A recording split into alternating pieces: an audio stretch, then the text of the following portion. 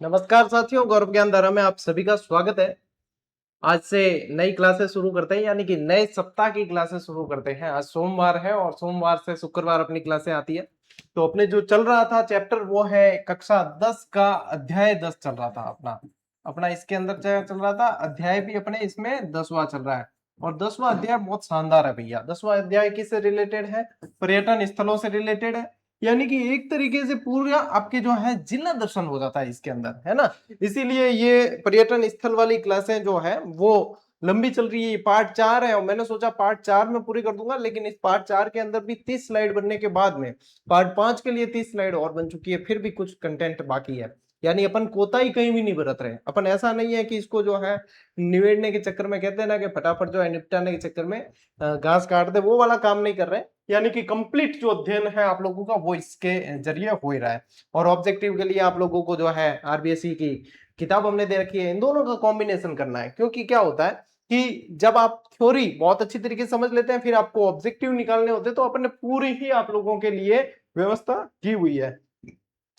तो यहाँ पे आज जो है अपन पर्यटन को आगे बढ़ाते हैं। आज स्पेशली अपन जयपुर और जैसलमेर के पर्यटन स्थल पढ़ने वाले हैं। जयपुर, जैसलमेर, जालोर और झालावाड़, ये 4 जो पर्यटन जिले हैं, इनके पर्यटन केंद्र अपन पर्यटन स्थल देखने वाले हैं। बहुत सारे प्रश्न इनमें से आप लोगों के ऐसे कैसे बनेंगे। सबसे पहले यदि आप देखो जयपुर जाते हैं या कोई भी सैलानी, कोई भी पर्यटक जयपुर आता है, तो वो सबसे पहले जो है क्या देखने की चेष्टा करेगा? हवा महल। क्या जयपुर क्या प्रसिद्ध है? हवा महल। तो सब पहले पहले ध्यान रखना है, जयपुर में अपन को क्या पढ़ते हैं, अपन क्या पढ़ना है, अपन को हवा महल के बारे में पढ़ना है। तो देखो टापरो, हवा महल का निर्माण किसने करवाया है? सबसे पहला प्रश्न बनता है। तो हवा महल का निर्माण 1799 ईस्वी के अंदर सवाई प्रताप सिंह के समय हुआ। क्या ध्यान रखोगे? सवाई प्रताप सिंह के समय। वास्तुकार कौन थे ये पूछा जाता है, तो लालचंद उस्ता वास्तुकार थे। कौन थे वास्तुकार? लालचंद उस्ता। डिजाइन किसने निर्माण किया इसका? लालचंद उस्ता द्वारा जो है वो डिजाइन किया गया है। और बाहर से भगवान कृष्ण के मुकुट जैसा दिखता है। यदि ये देखोगे तो कैसा दिखेगा? जैसे ऐसे का ऐसे मुकुट जैसा ये दिखता है। अब ये जो है ना, इसकी विशेषता है कि बिना नींव के है। ये भी कैसा है? गागरोन के किले की तरह बिना नींव के है। ठीक है, बिना नींव के है। ज्यादा जो है चौड़ाई इसकी नहीं है और हवा बहुत शानदार आती है इसमें। यदि देखोगे आप तो 5 मंजिलें हैं इसके अंदर। कितनी मंजिलें?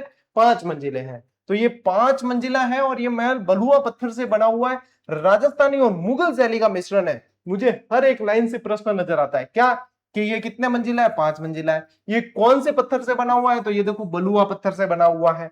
ये कौन सी शैली में है? तो राजस्थानी मुगल शैली के अंदर है। तो जब भी आप पढ़ते हैं तो अपने आप से प्रश्न करते हुए पढ़े, तभी जो है आप लोगों की ये चीजें स्थायी होगी। अब इसके अंदर ही एक चीज जो आती है, 5 मंजिलें इसके अंदर। इसके अंदर कितनी मंजिलें हैं? इसके अंदर 5 मंजिल है। कितनी है? 5 मंजिलें इसके अंदर। अब 5 मंजिल में हो सकता है आप लोगों को नाम भी पूछ ले, तो क्या ध्यान रखोगे? शरद, रतन, विचित्र, प्रकाश और सबसे ऊपर की हवा। और फिर आगे क्या लगाना है? सबके आगे मंदिर लगा देना है, क्योंकि इनकी मंजिलों के नाम है शरद मंदिर, रतन मंदिर। ठीक है, सबके आगे मंदिर लगा देना है। विचित्र मंदिर, विचित्र मंदिर, प्रकाश मंदिर, सबके आगे मंदिर लगाना है। और हवा मंदिर, और हवा मंदिर। तो ये 5 मंजिलें हैं जो नाम आप लोगों को ध्यान रखने हैं। हवा महल की 5 मंजिलें। कितनी? 5 है। शरद, रतन, विचित्र, प्रकाश और हवा। ऐसे ही याद करो, ज्यादा लोड नहीं लेना। शरद, रतन, विचित्र, प्रकाश और हवा। शरद, रतन, विचित्र, प्रकाश और हवा। तो ये याद हो गई, ये चीजें याद हो गई। अब आगे देखो और हवा महल के अंदर क्या है भैया। अब अभी तो पूरा थोड़ी हुआ है। दीवारें सिर्फ 1.5 फुट चौड़ी है। कितनी? मैंने कहा ना ज्यादा चौड़ा नहीं है। दीवारें सिर्फ 1.5 फुट चौड़ी है और इसमें 953 बेहद सुंदर और आकर्षक छोटे आकार के झरोखे हैं। क्या है? 953 झरोखे हैं। इन्हीं झरोखों से हवा आती है। इन्हीं झरोखों से हवा आती है, इसलिए हवा महल के नाम से जाना जाता है। शहर में होने वाले मेले, त्योहार तथा जुलूस को महारानियां अंदर बैठकर देख सके, तो उसके लिए बनाया गया है। जिसमें से स्पेशली मैं बताऊं आप लोगों को, तीज की सवारी देखने के लिए बनाया था। तीज की सवारी देखने के लिए इसे बनाया गया था। ठीक है, और इन झरोकों के कारण यह महल गर्मी के मौसम में भी प्राकृतिक रूप से वातानुकूलित और ठंडा रहता है। कैसा रहता है? एकदम ठंडा रहता है। ठीक है, तो ये ध्यान रखना है भैया। हवा महल आप लोगों के हो गया है। स्क्रीनशॉट ले लो, आगे बढ़ेंगे। चलिए भाई टाबरो, अब चाला कटे गुलाबी नगरी को आमेर महल कट चाला। आमेर, आमेर राजधानी भी रही है ना जयपुर अपने कछवाओं की, ठीक है। देखो ये कहाँ है, जयपुर से 11 किलोमीटर दूर ऊंची पहाड़ी पर स्थित है और कछवाओं की पुरानी राजधानी और पर्यटकों का मुख्य आकर्षण का केंद्र रहा है। पुरानी राजधानी सारी की सारी याद कराई थी ना आप लोगों को, डीजे पर आज नाचेंगे वो इस ट्रिक से, ठीक है। वैश्विक पहचान इसको मिलती है कैसे, यूनेस्को की विश्व धरोहर सूची में शामिल है, ठीक है। और पहले कछवाओं की राजधानी रह चुकी है। सन 1592 में राजा मानसिंह प्रथम ने दुश्मनों से मुकाबला और बचाव करने के लिए ये बनवाया था। तो ये पूछ सकते हैं निर्माण किसने करवाया है आमेर महल का, तो ये आमेर महल आमेर किले के अंदर ही है, ठीक है। तो ये बनवाया है, हिंदू और मुगल शैली का ये सुंदर मिश्रण है। इसका आंतरिक भाग लाल बलुआ पत्थर तथा संगमरमर से बना हुआ है। किससे बना हुआ है, लाल बलुआ पत्थर और संगमरमर से। इसमें की गई बारीक नक्काशी, बहुमूल्य पत्थरों की जड़ाई, मीनाकारी का काम, पच्चीकारी का काम और जगह जगह लगे बड़े बड़े दर्पण इसकी भव्यता को चार चांद लगाते हैं। क्या लगाते हैं, चार चांद लगाते हैं। दर्पण धाम भी कहते हैं, इसी के अंदर बना हुआ है दर्पण धाम। तो ये आमेर का महल है, ठीक है। ये क्या है, आमेर का महल है। लीजिए स्क्रीनशॉट, ठीक है भैया। अब चाला कटे जंतर मंतर, ठीक है। ये क्या है, खगोलीय वेधशालाएं हैं। सवाई जय सिंह की ज्योतिष के अंदर और इन गणनाओं के अंदर बहुत ज्यादा रुचि थी, तो उन्होंने जो है 5 जंतर मंतर वेधशालाएं बनवाई, ठीक है। 5 जंतर मंतर वेधशालाएं बनवाई, जिसकी मैंने आप लोगों को एक बार एक ट्रिक भी बताई थी। क्या बताई थी, डीजे बम से बजता है। क्या ध्यान रखना है, डीजे बम। दिल्ली, जयपुर, बनारस, उज्जैन और मथुरा। तो ये 5 जगह जो है इन्होंने 5 वेधशालाएं बनवाई है। जयपुर के संस्थापक सवाई जय सिंह द्वितीय द्वारा बनवाई गई है। इनके द्वारा बनवाई गई 5 खगोलीय वेधशालाओं में जयपुर वाली वेधशाला सबसे विशाल है। देखो सबसे बड़ी है जयपुर वाली, और पहले बनाई थी दिल्ली वाली। सबसे पहले दिल्ली, सबसे विशाल यानी बड़ी जो है वो जयपुर की है। इसे यूनेस्को द्वारा विश्व धरोहर सूची में शामिल किया गया और इनमें बने जटिल यंत्र समय को मापने, सूर्य की गति और कक्षाओं का निरीक्षण करने और आकाशीय पिंडों के संबंध में विस्तार पूर्वक जानकारी देते हैं, ठीक है। ये ध्यान रखना है अपन को। जंतर मंतर, सम्राट घड़ी और सूर्य घड़ी और सब इसी के अंदर ही है, सब सारे के सारे खगोलीय घटनाओं के यंत्र हैं। लीजिए स्क्रीनशॉट, देखो इनके बाद में क्या पता टाबरो, जयगढ़ फोर्ट, जयगढ़ का किला, ठीक है। निर्माण 1726 में सवाई जय सिंह ने करवाया है। किसने करवाया, देखो जय सिंह द्वितीय जहां जहां लिखा मिले तो क्या करोगे, सवाई जय सिंह करोगे, क्योंकि प्रथम वाले जो है वो मिर्जा जय सिंह हो गए, ठीक है। उनके बाद में सवाई जय सिंह जो प्रसिद्ध रहे, बहुत सारे निर्माण करवाए इन्होंने। इस किले को आमेर की सुरक्षा के लिए बनवाया गया था। कौन सा, जयगढ़ का किला। इसके अंदर बड़ा शस्त्रागार, अनूठा शस्त्र संग्रहालय और तोपे बनाने का कारखाना पर्यटकों के आकर्षण का केंद्र रहा है। यानी कि आप ये कह सकते हो इसके अंदर क्या है, तोप ढालने का कारखाना, ये कह सकते हो तोप ढालने का कारखाना है इसके अंदर, ठीक है, कारखाना, ठीक। ये ध्यान रखना है। साथ ही साथ इसको जो है चिल्ल का टीला भी कहते हैं। इसको क्या कहते हैं, चिल्ल का टीला भी कहा जाता है, ठीक है। चिल्ल का टीला भी कह देते हैं, ठीक है। वो भी ध्यान रखियो, वो भी ध्यान रखियो, तोप डालने का कारखाना है, ठीक है। लीजिए स्क्रीनशॉट, दिया बुर्ज भी है इसके अंदर। अब इसकी जो मुख्य विशेषता है वो ये है भैया, जयबाण तोप। एक बार ही फायर किया, दूसरी बार फायर करने की कंडीशन रही नहीं। एक बार फायर करने के लिए 100 किलो बारूद चाहिए होता था। कितना, 100 किलो। अब 100 किलो बारूद का यदि आप पटाखा ही छोड़ के देख लो तो कितना गुंजायमान होगा। कहते हैं कि उस समय जब इसका एक बार फायर किया गया था तो आसपास के पशु पक्षी, महिलाओं के गर्भपात हो गए थे, है ना, गर्भपात हो गए थे उनके। और भाई 20 मील दूर जो है इसका गोला जाके गिरता है और जहां गिरता है वहां तालाब बन गया, जिसे गोरेलाल तालाब के नाम से जानते हैं। एक बार फायर किया जिसमें हालत खराब हो गई तो बच गया कि भाई साहब इन तो फायर करने का काम कौन है। अब क्यों, इतनी तोप डालने का कारखाना, इतनी तो का जितनी बड़ी बना सकते बनाओ। तो इतनी बड़ी तोप बन गई, तो पहियों पे रखवाने में भी समय लग गया था, है ना। तो पहियों पे तो फिर बाद में राम सिंह जी ने रखवाई है इसको, पहले तो सिर्फ नाड़ बनाई गई थी।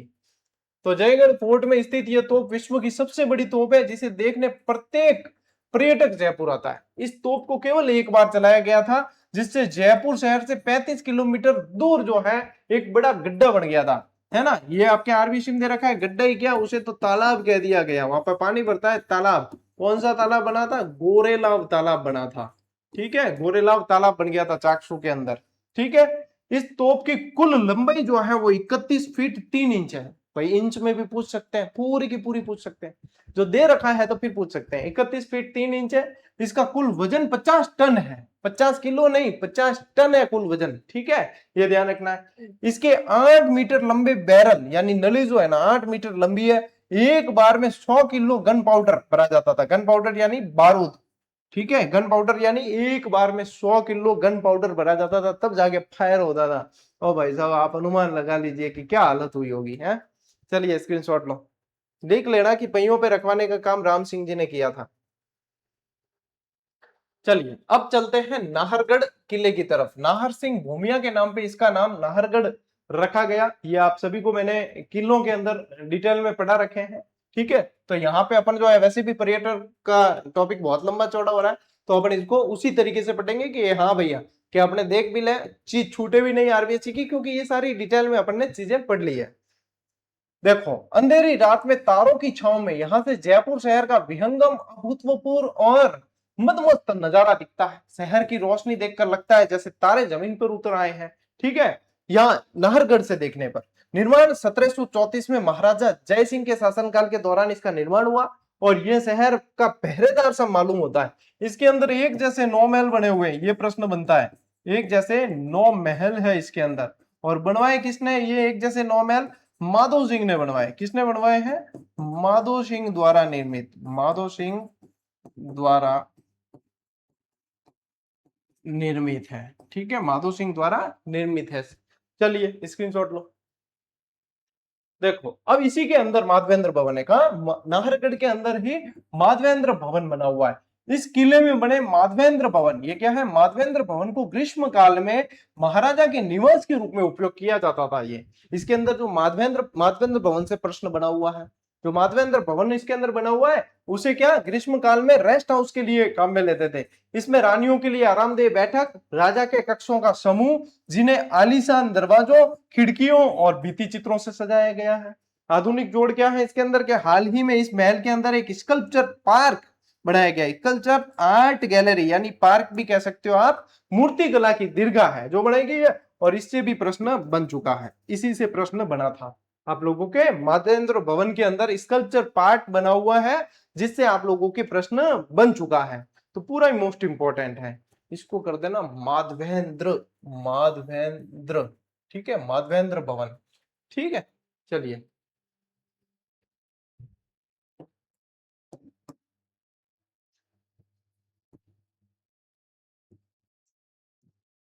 ठीक, अब ले स्क्रीनशॉट।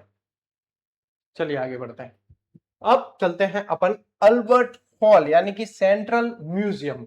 इसकी आधारशिला 1876 में प्रिंस ऑफ वेल्स ने रखी थी, और इसका नाम लंदन के अल्बर्ट संग्रहालय के नाम पर रखा गया। प्रिंस ऑफ वेल्स के आगमन पर यह बनाया गया था। ठीक है, इसका डिजाइन सर क्विंटन, क्विंटन कर देना, क्विंटन जैकब द्वारा तैयार की गई थी। किसके द्वारा? क्विंटन जैकब द्वारा तैयार की गई थी, और इसका निर्माण इंडो सार्वजनिक स्थापत्य कला के अंदर है। कैसी है? इंडो सार्वजनिक स्थापत्य कला के अंदर इसका निर्माण किया हुआ है। ठीक है, शैली पूछते हैं, जैसे कि अब माधवेंद्र अपने जो नाहरगढ़ के अंदर 9 महल बने हुए हैं ना, वो विक्टोरिया शैली में बने हुए हैं। किसमें है? विक्टोरिया शैली में। तो ये पूछते हैं आजकल।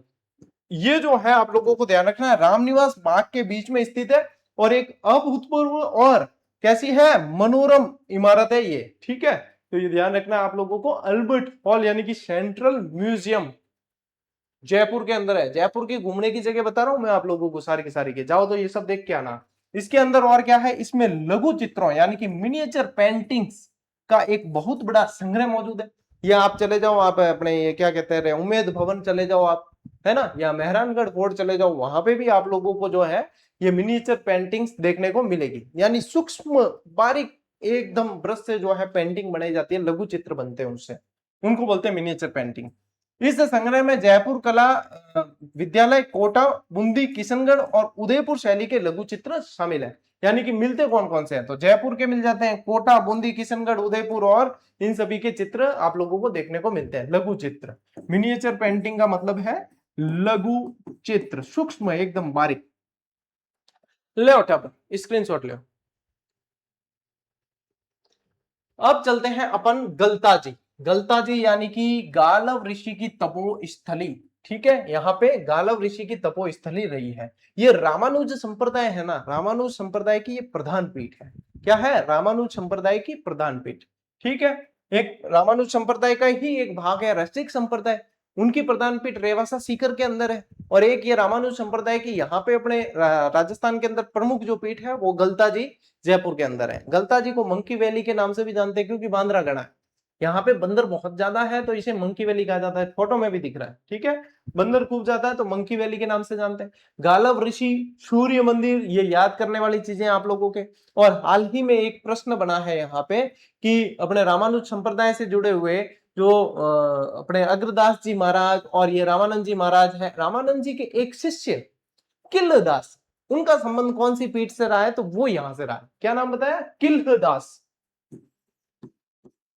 किलदास रामानंद जी के शिष्य थे, तो किलदास का संबंध जो है इसी गलता जी की पीठ से रहा है, ये पूछते हैं। देखो, ये जयपुर का एक प्राचीन तीर्थ स्थान है जो गालव ऋषि की तपोस्थली है और यहाँ पवित्र कुंड में स्नान करने का बहुत बड़ा महत्व है। इस स्थान पर मंदिर, मंडप, पवित्र कुंड बने हुए हैं। और बंदर मंदिर भी कहते हैं, राम गोपाल जी मंदिर कहते हैं या बंदर मंदिर भी कहते हैं। क्यों कहते हैं? आगंतुक सबसे पहले राम गोपाल जी मंदिर परिसर में आते हैं। यहाँ बंदरों का एक बड़ा समूह पाए जाने के कारण स्थानीय लोग क्या कहते थे? बंदर मंदिर कहते थे, बांद्रागढ़। ये वैसे आप जाओ, जैसे कि जो भी मंदिर होंगे जो प्राकृतिक वातावरण के अंदर है, वहां पे बंदर बहुत ज्यादा देखने को आप लोगों को मिलेंगे। और क्योंकि पर्यटक आते हैं तो पर्यटक क्या करते हैं? कुछ ना कुछ खाद्य सामग्री, प्रसाद वगैरह देते हैं, तो इसलिए बंदर ज्यादा देखने को मिलते हैं। ठीक है, चलो भाई साहब, यहाँ का खूबसूरत हरा भरा नजारा और उछलते कूदते बंदर क्षेत्र के माहौल को खुशनुमा बनाते हैं। पहाड़ी की चोटी पर सूर्यदेव को समर्पित एक छोटा सूर्य मंदिर भी बना हुआ है और दीवान कृपाराम द्वारा निर्मित यह मंदिर शहर के लोगों के लिए पूजनीय है। तो यहां से प्रश्न बन सकता है, कृपाराम जी से प्रश्न बन सकता है कि यह मंदिर बनवाया किसने? सूर्य मंदिर ये जो है वो बनवाया किसने? तो दीवान कृपाराम ने यह मंदिर बनवाया है। ठीक है, तो ये आप लोगों को ध्यान रखना है। चलिए, मंकी वैली लिख लेना एक उपनाम में, स्क्रीनशॉट लो।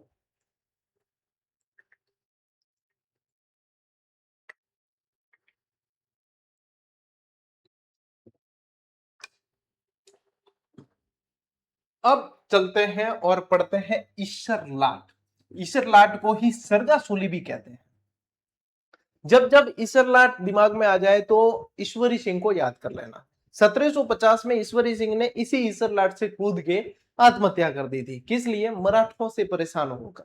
मराठों से लोन ले लिया था और लोन चुका नहीं पाए तो परेशान होकर आत्महत्या कर ली। विशेषता देखिए, ये शहर के बीचों बीच स्थित 60 फीट ऊंची भव्य दीवार है। ये पूछा जाएगा आने वाले टाइम में कि ये कितने फीट ऊंची है, तो ये 60 फीट ऊंची है और ये प्रश्न आप लोगों के कंफर्म है। जिसे स्वर्ग भेदी मीनार भी कहते हैं। इतनी ऊंची है तो कहते हैं स्वर्ग भेदी या सरगासूली। ठीक है, सरगासूली का अर्थ ही स्वर्ग भेदी होता है। राजा ईश्वरी सिंह ने 1749 के अंदर इस मीनार को एक शानदार जीत की याद में बनवाया था। ठीक है, जीत की याद के अंदर राजमहल का युद्ध जीत गए थे तो फिर इसे बनवा दिया था। 1749 में बन गई थी और 1750 में भाई साहब ऊपर से कूद गए थे। स्थिति क्या है? त्रिपोलिया गेट के निकट स्थित है और मीनार के अंदर ऊपर तक जाने के लिए सीढ़ियां बनी हुई है। और क्या है? मीनार के अंदर ऊपर तक जाने के लिए सीढ़ियां हैं। इन सीढ़ियों के ऊपर चढ़कर जयपुर शहर का एक विहंगम और सुंदर दृश्य दिखाई देता है। विहंगम और सुंदर दृश्य इसके अंदर दिखाई देता है। तो भैया, दृश्य देखते देखते जो ईश्वरी सिंह जी ऊपर से कूद गए थे। ठीक है, लीजिए स्क्रीनशॉट। गोविंद देव जी मंदिर। आप कई बार मेरे चैम्बर का कोई वीडियो यदि मेरा आता है, जैसे कोई शॉर्ट्स वीडियो या कोई मैं इंफॉर्मेटिव वीडियो बनाता हूं, तब आप देखते हो तो मेरे जस्ट पीछे आपको एक तस्वीर नजर आती है जो वो गोविंद देव जी महाराज, गोविंद देव जी की वो तस्वीर है। कई बार विद्यार्थी ये कहते हुए पाए जाते हैं कि सर, तस्वीर जो है आप अपने पीछे मत लगाइए। तो मैं टाबरान बाने कहूं भी कि मेरे पीछे भी लगी हुई है, आगे भी लगी हुई है ना। और भगवान तो सभी जगह विद्यमान है, अपने हृदय में भी विद्यमान है, सभी जगह है। तो ये ऐसे ही मन में नहीं रखनी चाहिए अपन। अच्छा, मान लीजिए कि ऐसे तो अपन कहीं भी जा रहे हैं तो कहीं ना कहीं तो अपने जैसे पीठ हो ही जाएगी पीछे, कहीं भगवान का मंदिर है तो ऐसा तो है नहीं अपन सीधे सीधे ही बाहर आते हैं कई बार। तो ये चीजें जो है अपन मन में सोचते हैं, वो ही प्रभाव है, बाकी ऐसा कुछ भी नहीं है। भगवान तो चारों तरफ विद्यमान है ना। और भगवान हमारे पीछे है, यानी कि हमारे ऊपर आशीर्वाद है उनका, मैं ऐसा मानता हूं। चारों तरफ विद्यमान है, मन साफ है तो वो कहते हैं ना, मन चंगा तो कठौती में गंगा। प्रतिमा का इतिहास देखिए, श्री गोविंद देव जी की आकर्षक और सुंदर प्रतिमा को सवाई जय सिंह वृंदावन से जयपुर लाए थे। कब लाए थे? सवाई जय सिंह जो है वृंदावन से लेकर आते हैं। इस प्रतिमा को पूरे सम्मान के साथ जयपुर शहर के परकोटों के अंदर स्थित श्री गोविंद देव जी मंदिर के अंदर स्थापित किया गया। यह मंदिर शाही परिवार और स्थानीय लोगों द्वारा अत्यंत पूजनीय है। यहाँ भक्तों के दर्शन के लिए 7 झांकियों के माध्यम से बहुत अच्छी व्यवस्था की गई है। ठीक है, 7 झांकियां इनकी, मतलब कि 7 दर्शन होते हैं इनके, इनके माध्यम से इनकी बहुत व्यवस्थित जो है व्यवस्था की गई है। और आप लोगों को बता दूं कि जिस तरीके से एकलिंग जी को मेवाड़ के शासक माने जाते हैं और वहां के जो शासक है वो खुद को दीवान कहते हैं उनका, वैसे ही गोविंद देव जी को यहाँ कछुआ वंश के शासक माने जाते हैं यहाँ पे। और कछुआ वंश के जो राजा हुए वो ऐसा कहते हैं कि हम गोविंद देव जी के दीवान हैं। यहाँ पे भी यही मान्यता चलती है। तो आ चीज थाने ध्यान रखनी है। ठीक है, ले स्क्रीनशॉट एक बार।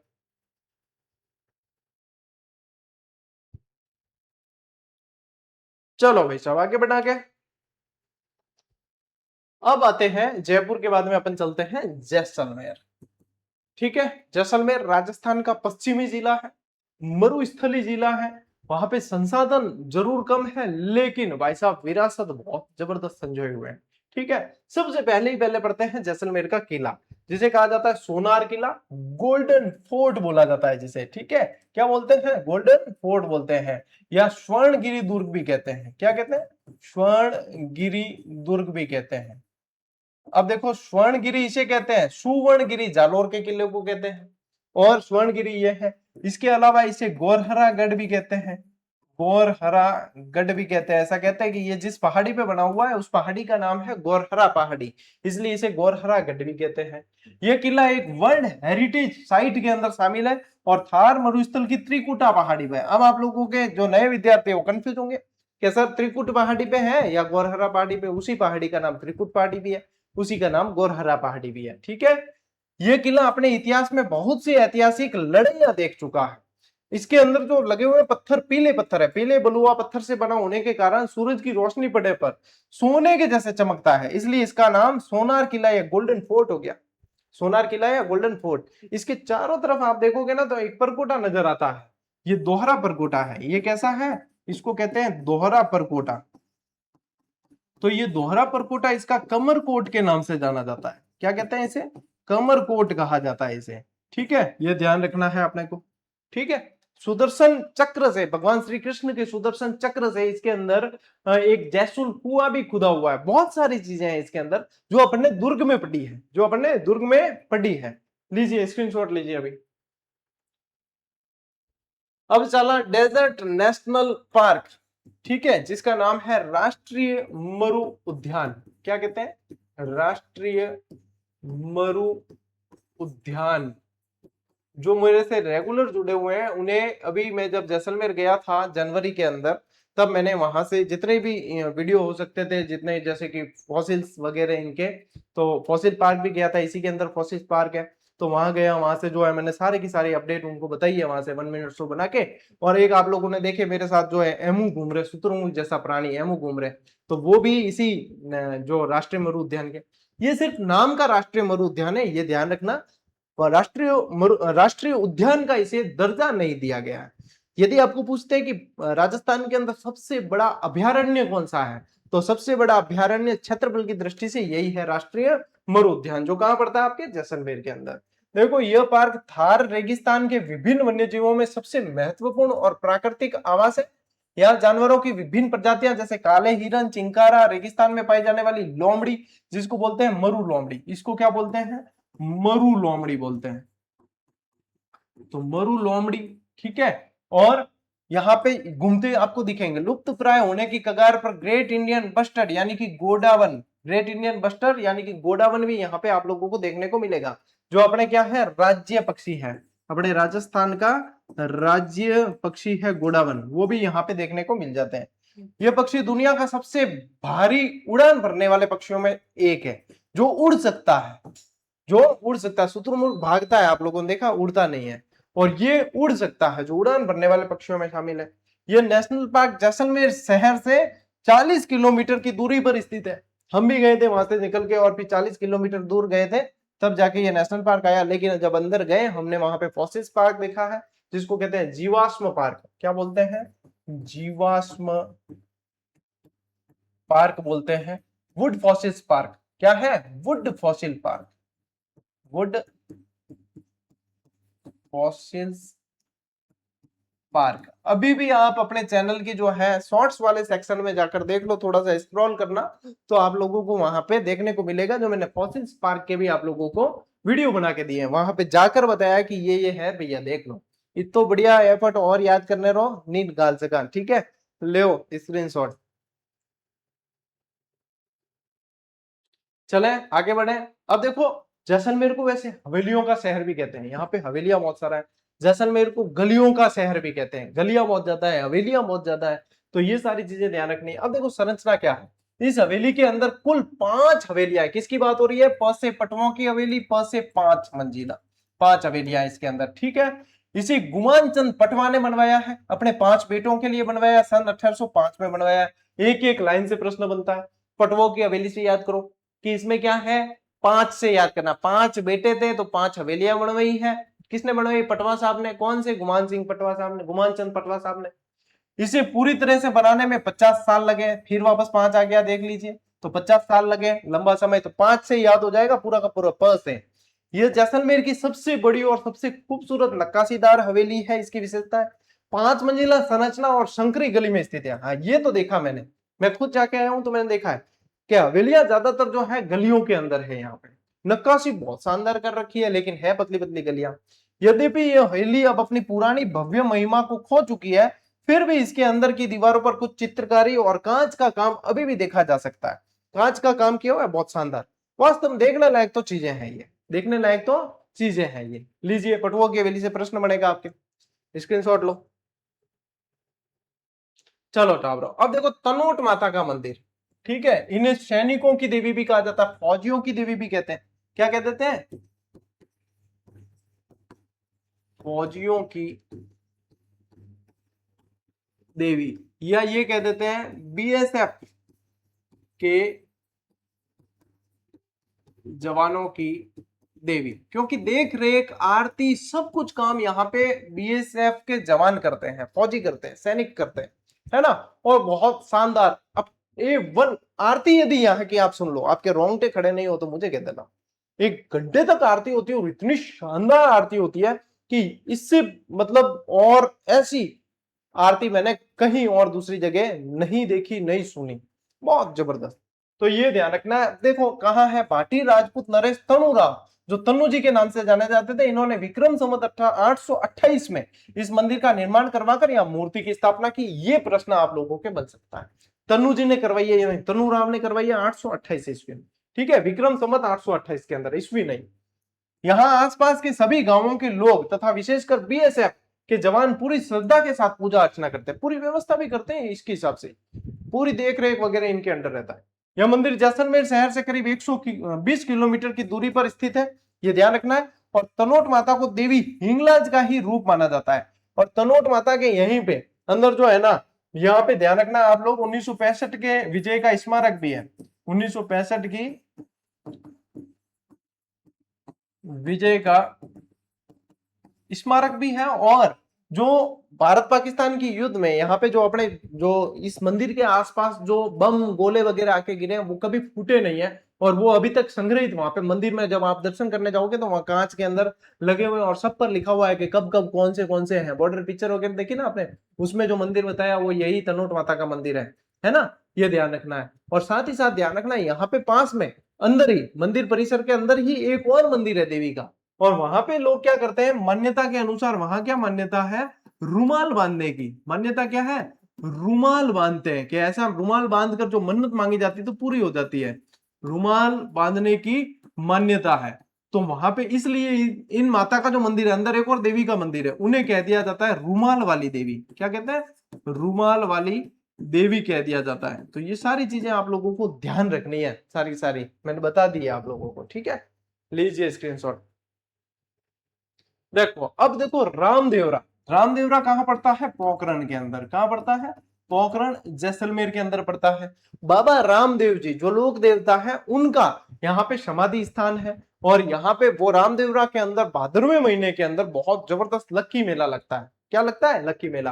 देखो रूणीचा बाबा रामदेव और रामसा पीर, इन्हीं को रामसा पीर के नाम से जानते हैं। इनका अत्यंत पवित्र पुण्य स्थान है जिन्हें सभी धर्मों के लोग पूजते हैं, इसीलिए इन्हें रामसा पीर कहते हैं, रामदेव जी या रामसा पीर। बाबा रामदेव राजस्थान के एक प्रसिद्ध लोक देवता है और इनकी छवि घोड़े पर सवार एक राजा के समान दिखाई देती है। ठीक है, घोड़े पर सवार, लीला घोड़ा कहते हैं इनके घोड़े को, एक राजा के समान जो है ये दिखाई देती है। इन्हें हिंदू मुस्लिम एकता का बड़ा प्रतीक मानते हैं। राजस्थान के जनमानस में पूजे जाने वाले पंच पीरों के अंदर रामसा पीर का विशेष स्थान है। पंच पीर आप लोगों को पता है, लोक देवता मैंने पढ़ा है, उसके अंदर अपन ने रामदेव जी की पूरी डिटेल अपन ने पढ़ी है, इसलिए मैं यहाँ पे ज्यादा डिटेल में अंदर नहीं जा रहा हूँ। मैं सारी की सारी बातें था बता सकूं पूरी पूरी, कि भाई इनके जो है अनुयायी कामड़ जाति के होते हैं, है ना, नेजा इनकी ध्वजा है, सारी चीजें, लेकिन अपन पढ़ क्या है।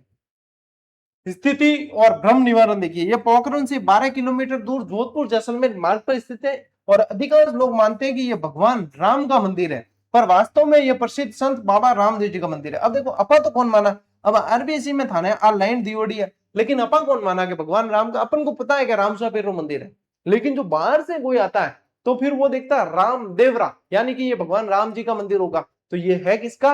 लोक देवता बाबा रामदेव जी का मंदिर है। ठीक है, ले स्क्रीनशॉट। आरबीएससी वाला भ्रम निवारण और करियोड़ है। अब देखिए मुख्य विशेषताएं, बाबा रामदेव का अंतिम विश्राम स्थल यानी कि समाधि स्थल के रूप में यह माना जाता है, और भाद्रपद महीने में रामदेवरा मेला बढ़ता है, और इनके नाम से बहुत लोकप्रिय यानी कि बहुत लकी मेला है ये, एक तरीके से बहुत सारे लोग आते हैं इसके अंदर, और पैदल चलने वाले जो इनके जो अनुयायी होते हैं, जो इनको पूजते हैं, वो जातरू कहलाते हैं। तो जातरू बहुत आते हैं, श्रावण महीने में चलने शुरू होते हैं, भाद्रवे तक पहुंचते हैं, और मेला लगता है भाई साहब, बहुत जबरदस्त मेला लगता है। मेले में बड़ी संख्या में भक्त और भक्तिपूर्ण गीत गाते हुए आते हैं, नेजा लेकर आते हैं, पचरंगी ध्वजा लेकर आते हैं नेजा, और चलते हुए जगह जगह भंडारे लगते हैं सेवा के रूप में। तो ये सारी चीजें हैं, स्क्रीनशॉट लो बेटा ब्रो। अब देखो यहीं पे जैसलमेर के अंदर जो छतरियां बनी हुई है वो बड़ा बाग या बरबाग की छतरियों के रूप में जानी जाती है, यानी कि जैसलमेर के शासकों की जो छतरियां बनी हुई है वो बड़ा बाग जैसलमेर के अंदर स्थित है। यह एक विशाल उद्यान है जो भाटी राजाओं की यादों स्मृतियों को समेटे हुए, इसे बरबाग या बड़ा बाग भी कहते हैं। अब ये भी मैं आप लोगों को जैसलमेर गया ना तब बताने वाला था, पर शेड्यूल में जो है वो बैठ ही नहीं रहा था, हम ऑलरेडी बहुत ज्यादा लेट चल रहे थे, वहां काफी सारे विद्यार्थी मिल गए, उनसे मुलाकातें हुई, तो बहुत सारी चीजें जो है ऐसा सोच के आए कि अगली बार जब आएंगे तब देखेंगे, तो उसमें से ये भी एक स्थान हमारे छूट गया था, नहीं तो मैं जाता तो आपको बताता कि ये रही भैया बड़ा बाग की छतरियां। ठीक है, क्यों, पढ़ाई तो खूब बार है।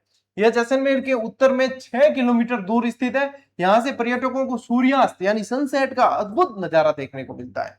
स्थायी छतरियां ये इस बगीचे में जो बाग बना हुआ है बड़ा बाग, जैसलमेर राज्य के पूर्व महाराजाओं की शाही छतरियां बनी हुई है। ये जो आप देखते हैं ना, ये जो है मृत्यु के स्मृति चिन्ह होते हैं, छतरी बोलते हैं इसको। ठीक है, बड़ी बड़ी छतरियां अपन ध्यान नहीं है, अब है सारा का सारा जो है राजस्थान में रहने वाला तो था नहीं कि ये चीजें ज्यादा समझाने की जरूरत है कौन के, छतरी किन के वे, देवल किन के वे, ये तो सारी की सारी चीजें आनी चीजें था। ठीक है, ले स्क्रीनशॉट। चलो भाई साहब, अब देखो बड़बाग की छतरियों के अंदर ही जैसलमेर के महाराजा जय सिंह द्वितीय, जिनका कार्यकाल रहा था 1688 से 1743 तक, इन्होंने यहाँ एक बांध बनवाया था जिससे जैसलमेर का काफी हिस्सा हरा भरा हो गया था। तो ये ध्यान रखना है। 1743 ईस्वी में उनकी मृत्यु के बाद उनके पुत्र लूणकरण ने अपने पिता की पहली छतरी यहाँ पे बढ़वाई। तो ये पूछ सकते हैं आप लोगों को कि पहली छतरी यहाँ पे किसकी बनी है, तो जय सिंह की बनी है। जो बनवाई किसने है? लूणकरण ने बनवाई है। मुझे लगता है ये प्रश्न आने वाले समय में आप लोगों के लिए मोस्ट इंपॉर्टेंट है।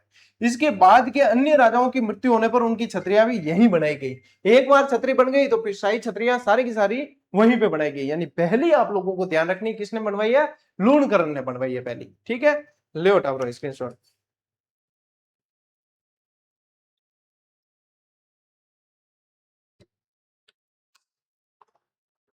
अब चलते हैं भैया जालोर। जालोर का किला, जालोर का किला वास्तविक देखा जाए तो ये फोटो तो जालोर के किले का है नहीं, ये तो ऐसी प्रतीक के रूप में। बाकी जालोर का किला वास्तविक रूप से मतलब बिन क्या है अवेयर कौन करी, मारवाड़ी में क्या है अवेयर कौन करी, यानी कि सही तरीके से संरक्षित उसको नहीं किया गया। यहाँ के किले और महलों में सबसे ज्यादा सजावट देखने को नहीं मिलती है। यहाँ के सबसे प्रतापी शासक कौन रहे? कान्नड़देव सोनगरा। कान्नड़देव सोनगरा। अलाउद्दीन खिलजी से संघर्ष अपन ने पढ़ा है इनका, है ना। कान्नड़देव ने दिल्ली के सुल्तान अलाउद्दीन खिलजी से कई बार, अलाउद्दीन खिलजी के कई बार दांत खट्टे किए हैं। अब इसको खट्टे किए मतलब मुहावरा है भैया। अब इतो तो थाने समझाने की जरूरत है कौन के, कोई 5वीं तक का टाबर तो हो कौन के गुरुजी दांत खट्टे किससे किए, है ना, ये तो पता है। खिलजी ने बदला लेने के लिए कई दावपेच लगाए, परंतु अंत में कान्नड़देव और उनके पुत्र वीरमदेव की वीरता के कायल हो गए थे। और कान्नड़देव और वीरमदेव दोनों वीर गति को भी प्राप्त हुए थे। आपको पता है, फिरोजा वाली कहानी मैंने सुना रखी है आपको, है ना। शहर का मुख्य आकर्षण यह किला वास्तुकला का एक प्रभावशाली प्रतीक है। इसे सुवर्णगिरी के किले के नाम से भी जानते हैं। इसे क्या कहा जाता है? सुवर्णगिरी। सुवर्णगिरी कहा जाता है। इसे जाबालीपुर के नाम से भी जानते थे। जाबालीपुर, पूरे जालोर को ही जानते थे। फिर इसको जो है अलाउद्दीन खिलजी ने जीत लिया तो इसका नाम रखा था जलालाबाद। क्या रखा था इसका नाम? जलालाबाद रख दिया था इसका। यहाँ पे एक तोपखाना मस्जिद भी है। क्या है? तोपखाना मस्जिद भी है यहाँ पे, मस्जिद भी है। और क्या है यहाँ पे? नटनी का चबूतरा भी है। यहाँ नटनी का चबूतरा, बहुत सारी देखो जानकारियां खूब सारी निकलती है ना। ले स्क्रीनशॉट। और देखिए, अब निर्माण काल देखें तो माना जाता है कि इसका निर्माण 8वीं और 10वीं शताब्दी के बीच किया गया था। यह किला लगभग 336 मीटर की ऊंचाई पर खड़ी पहाड़ी पर स्थित है। तो हाइट के अनुसार भी क्या गुरुजी ये सारी याद करनी है क्या? आजकल रे पैटर्न के अनुसार तो भाई मैं नहीं कहूं कि किसी भी चीज से छोड़ सको। जब पढ़न में आ रही है और फिर पढ़ रही हो, आप पढ़ा रही हो तो पढ़ ले एक बार, है याद रह जाए तो बढ़िया ही है। ऊंचाई पर स्थित होने के कारण यह नीचे जो शहर है वो अति सुंदर दिखता है यहाँ से, और इसकी ऊंची दीवारें और गढ़ इस किले की मुख्य पहचान है। बाकी तो विशेषता मैं थान बता ही दी है। लो स्क्रीनशॉट।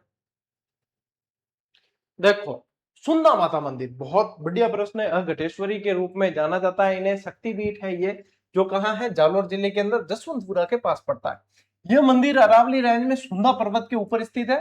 जगह का नाम लिख लीजिए, जसवंतपुरा के निकट। जसवंतपुरा के निकट, जसवंतपुरा की पहाड़ियां भी है, ठीक है, ये ध्यान रखना है। यह समुद्र तल से ऊपर 1220 मीटर की ऊंचाई पर बनाया गया है, और इसे पूरे भारत में भक्तों द्वारा बहुत पवित्र माना जाता है। और यहाँ जो है चामुंडा देवी की एक प्रतिमा स्थापित है। मंदिर के सफेद संगमरमर के बने खंबे माउंट आबू के दिलवाड़ा मंदिर की याद दिलाते हैं। कितने बढ़िया फैक्ट है। यहाँ के जो ये खंबे हैं वो किसकी याद दिलाते हैं? दिलवाड़ा मंदिर की याद दिलाते हैं। इस मंदिर परिसर में ऐतिहासिक महत्व के कुछ शिलालेख भी मौजूद है। घटेश्वरी कहा जाता है इन माता जी को। क्या बोलते हैं? घटेश्वरी के रूप में पूजा होती है, ठीक है, ये ध्यान रखना है आपको। और जो सुंदा माता वाला क्षेत्र है वो भालू कंजर्वेशन रिजर्व है। क्या है? भालू कंजर्वेशन रिजर्व है। भालू बहुत ज्यादा देखने को यहाँ पे मिलते हैं, ठीक है। लीजिए स्क्रीनशॉट। देखो भाई, मलिक शाह की मस्जिद जालोर, ये जालोर के किले के अंदर ही है मलिक शाह की मस्जिद। अलाउद्दीन खिलजी ने जालोर में अपने शासनकाल के दौरान ही इसका निर्माण करवाया था। यह मस्जिद बगदाद के सुल्तान मलिक शाह के सम्मान में बनवाई गई है, और ये अपनी अनूठी स्थापत्य कला के लिए प्रसिद्ध है, और इसकी बनावट गुजरात के बने भवनों से काफी मिलती जुलती है, ठीक है। तो ये ध्यान रखना, मलिक शाह की मस्जिद है। कागरोन का किला कहाँ है? झालावाड़ के अंदर। दो नदियों के संगम पे है, काली सिंध और आहू के संगम पे, ठीक है, ये भी ध्यान रखना है। अब गागरोन के किला जो है यहाँ पे खींची शासकों की जो है इनका शासन रहा था, तो इसे खींचीवाड़ा के रूप में जाना जाता है। पूरे झालावाड़ को खींचीवाड़ा के रूप में जाना जाता है। देखिए, इसका निर्माण किसने करवाया?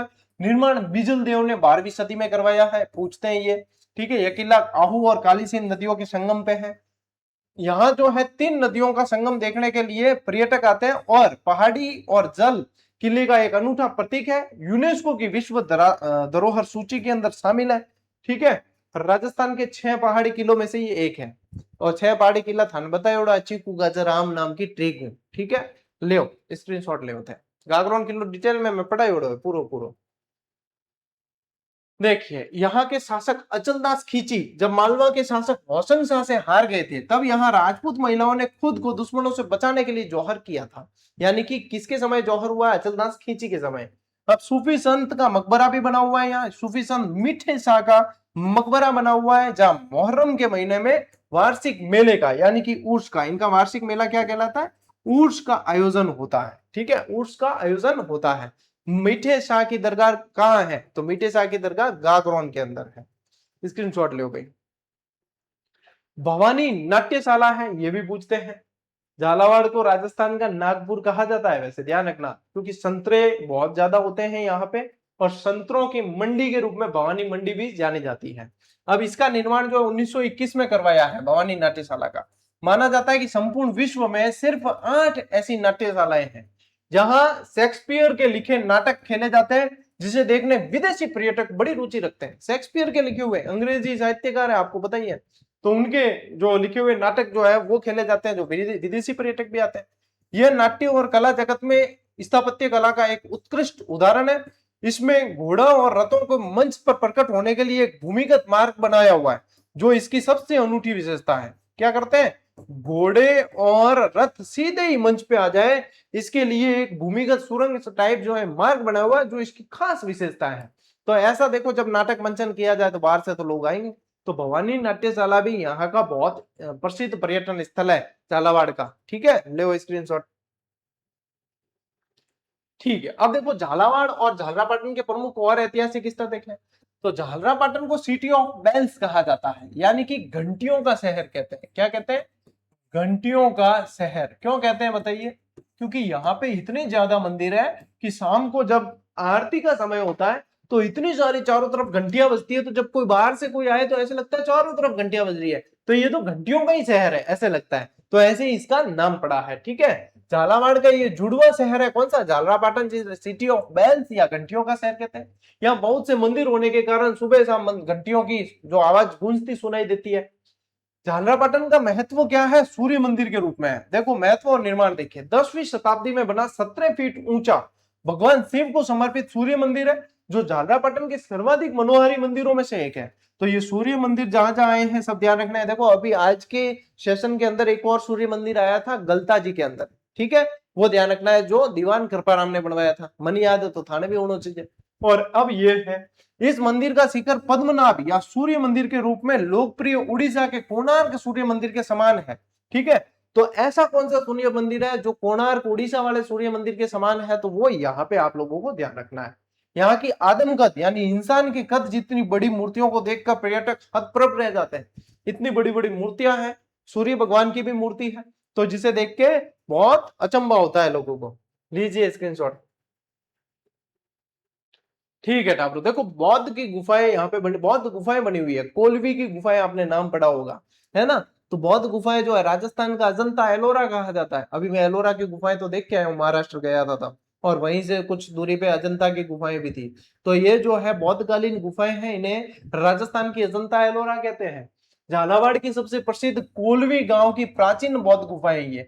इन गुफाओं में सबसे प्रभावशाली बुद्ध की विशाल प्रतिमा और उत्कीर्ण स्तूप संरचना झालावाड़ से लगभग 90 किलोमीटर की दूरी पर स्थित ये गुफाएं भारतीय कला के सर्वश्रेष्ठ जीवंत नमूने हैं।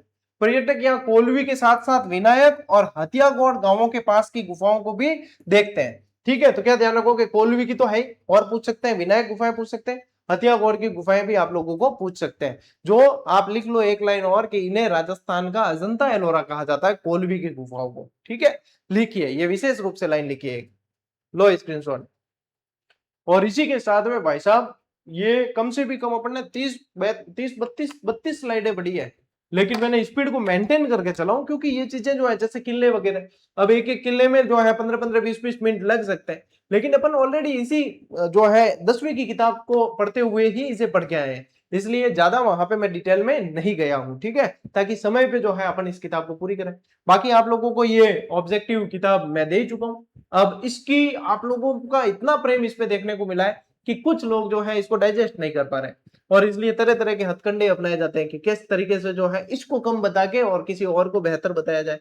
मैं तो कह रहा हूं बेहतर बताया जाए, बिल्कुल कोई दिक्कत नहीं है, लेकिन जो प्रेम मुझे मिल रहा है वो आप किसी और को दे ही नहीं पाओगे, क्योंकि ये विद्यार्थियों से अपनापन का जुड़ाव है, और मुझे पता है कि मैंने इसके अंदर कितनी मेहनत की है। यदि इसके अंदर से एक प्रश्न भी ऐसा जो आरबीएससी की पुस्तक में से पूछा जा रहा है, जो 5 किताबें 6ठी से 10वीं तक की, और इसमें से बाहर जा रहा है, ऐसा हो ही नहीं सकता, क्योंकि हमने खुद इस पे पर्सनली काम किया है। और कई बार क्या होता है कि विद्यार्थियों को यह भी भ्रमित किया जाता है, देखो इसके अंदर तो सिर्फ ऑब्जेक्टिव है, बाकी किताब में ये भी दे रखा है, डेस्क्रिप्टिव भी है, ये है वो है फलाना, तो उन्हें वो बताते समय ये भूल जाते हैं कि गौरव सर ने तो ऑलरेडी ये चीज कह रखी है कि इसके अंदर ऑब्जेक्टिव है और डिटेल जो व्याख्या दे रखी है उसमें सब कुछ चीज दी है, इसके अलावा ये किताब नहीं भी है ना आप लोगों के पास, तो ये भाई आपका यहाँ पे पढ़ा रहा है। तो बाकी कोई भी राइटर या बाकी कोई भी विद्वान साथी जो है ये बात कह तो देते हैं, लेकिन वो इस चीज पे नहीं आते कि इस तरीके से नियमित और निःशुल्क क्लासें कौन दे रहा है। तो इसके अंदर ऑब्जेक्टिव देके मैं तो फॉर्मेलिटी पूरी कर सकता था कि मैंने आप लोगों को जो है मेहनत करके किताब दे दी है, लेकिन फिर भी मैंने क्या कहा कि मैं आप लोगों को पढ़ाऊंगा एक एक चीज। तो आप चैप्टर को पढ़ें, उसके बाद इसे अभ्यास करें, इसकी व्याख्या पढ़ें और एक एक सवाल एक एक शब्द आप लोगों को इसमें से देखने को मिलेगा।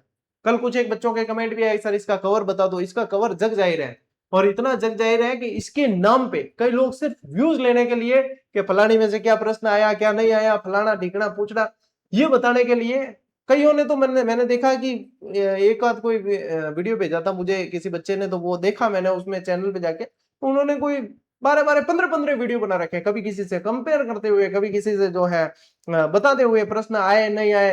अब मतलब उसमें से जो है कुछ एक ऐसा मुझे लगता है जैसे भावनाएं जो है कहीं गलत दिशा में चली जाती है। हो सकता है कि किसी ने उन्हें पेड करने के लिए कोई भैया कुछ, भाई आजीविका चलाने के लिए सब व्यक्ति करते हैं, तो पेड के लिए कोई आ जाता है कि भाई हमें हमारी किताब जो है बेहतर बतानी है, तो आप बेहतर बताइए बिल्कुल, लेकिन ये किताब पे विद्यार्थियों का विश्वास है। आप चाहे कितना भी भ्रमित करने की कोशिश करेंगे, विद्यार्थी नहीं होने वाले, क्योंकि विद्यार्थी जो है मेरी भावनाएं जानते हैं कि क्या है, मेरी मेहनत को जानते हैं, क्योंकि मैं जो मेहनत करता हूँ वो विद्यार्थियों से छुपी हुई नहीं है। वो ये देखते हैं कि किस तरीके से मेहनत सर कर रहे हैं, और मैं बताता हूं उन्हें इसीलिए कि ये मेहनत, ताकि वो भी मेहनत करना जाने, ताकि उन्हें कोई भी दिग्भ्रमित नहीं कर सके। तो वैसे तो आप लोग हो ही, आप लोग हो तभी तो हम हैं। तो यही चीजें हैं, ऐसे ही चलेगी दुनियादारी, चलती रहेगी, अपन ऐसे ही मेहनत करते रहेंगे। ठीक है, तो चलिए मिलते हैं अगली क्लास में, अगले वीडियो में। तब तक के लिए राम राम, जय हिंद।